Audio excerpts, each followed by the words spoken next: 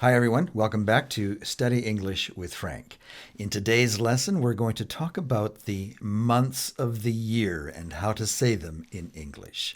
Let's go.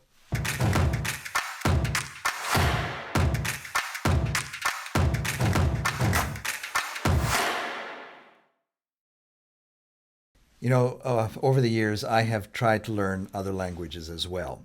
I'm a student of language and interested, especially here in Canada, we like to know French. And in the US, a big language to learn is Spanish. But then as I travel to other countries, I'm interested in other languages as well. And one of the fun things to learn for me is the days of the week and also the months of the year. We've already done a lesson on the days of the week. And if you missed that lesson and are wondering how to find that lesson, a lot of students, they write us and say, how do we find your old lessons on YouTube? Well, here's how you can do that. At any time that you're on one of our lessons, just look down below there and you'll see our channel icon. Just click on that or tap on it, and that will take you to our channel. And then once you are at our channel, you can tap on videos and it'll show you a bunch of videos. But if you want to look at a specific group of videos, tap on the playlist. So tap there and you'll see a playlist called Vocabulary, English Vocabulary. And in there you'll find a lot of lessons that we have done, including the one on the days of the week. But let's get going on this lesson, the months of the year. Now, I think the best way to do this is to, first of all, just get familiar with the sounds. Get familiar with the words, the way they're spoken, the way I speak them to you. So we'll go through the list of 12 months quite quickly the first time. We might stop here and there and give a little bit of explanation. But we'll go through it quickly the first time, and then we'll come back and we'll go around again and say them more slowly, and then give a space in between to allow you to practice saying them yourself, and then listen to me say it again so that you know that you're saying it right. So this first time, let's go through a little bit fast. January, January, February, February. And I might just pause here and point out that there are actually at least two other ways to say this month. And you might hear it spoken this way by different English speakers from different countries here and there. You might hear some people pronounce this February because of the way it's spelled, right? This is the older way of saying it. English has been around a long time, and especially in Canada and the United States, this would go back probably into at least the 1900s. February. We're actually using the way the R is in there and pronouncing the R in the word February. February. But a more common way today is to say February and just drop the R out altogether. This is if you took a survey of English speakers in Canada and the United States, I would think, just kind of guessing here, but I would say that about 80% of the English-speaking people in Canada and the United States will say it February without the R sound in it. But if you prefer to say it February, no one's going to look at you funny because it is a legitimate way of saying it. So take your pick, however you would prefer saying it. If you want to say it more formally, more correctly, the more the way it used to be said, the way it's spelled, then go ahead and say February and you'll be fine. February. March. March. April. April. May. May. June, June.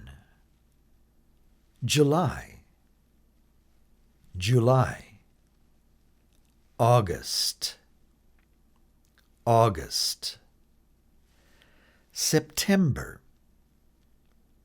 September. October, October.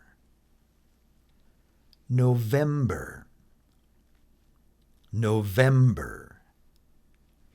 December, December. You've probably noticed that we've colored some of the syllables here as we're putting them on the screen.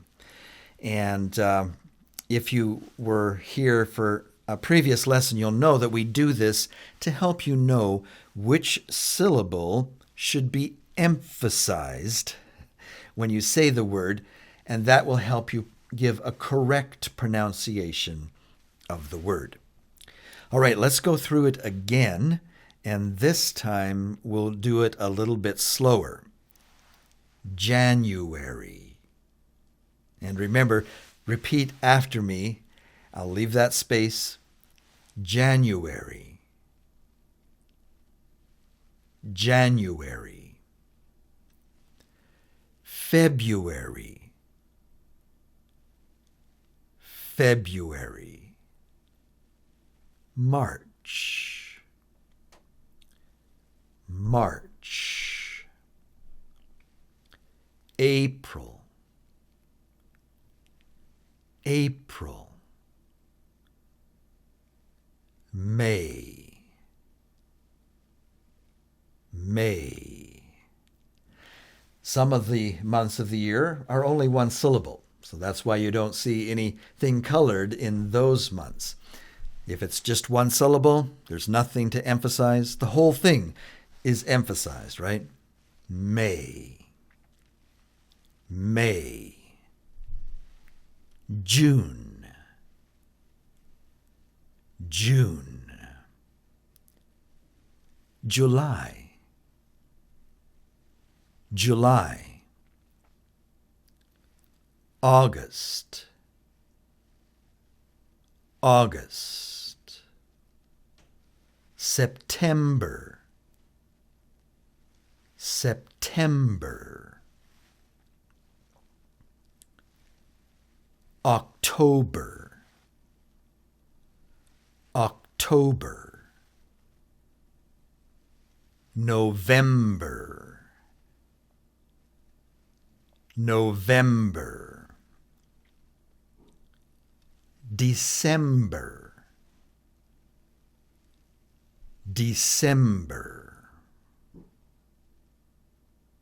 Well, there you have it, the 12 months of the year.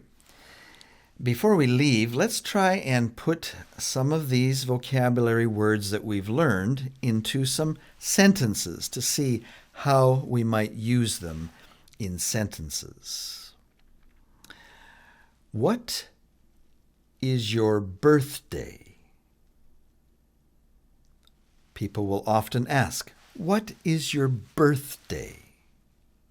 So you would respond, my birthday is, and then give the month of the year.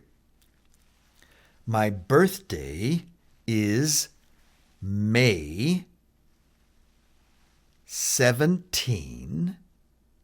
My birth date is on September 13, 1968. 1968. At work, your boss might ask you, when were you planning to take your vacation this year? When were you planning to take your vacation this year?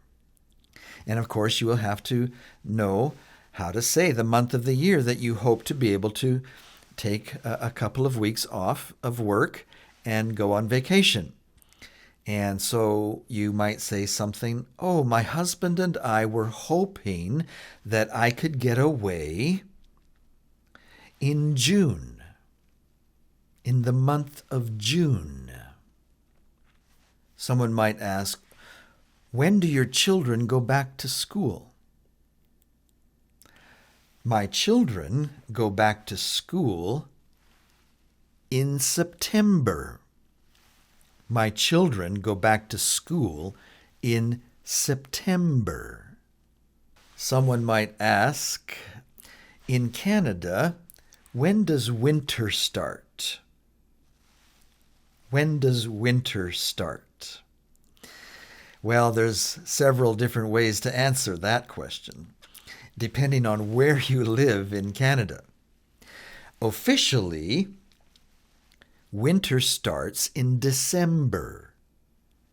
December 21 is the official beginning of winter, no matter where you live in Canada.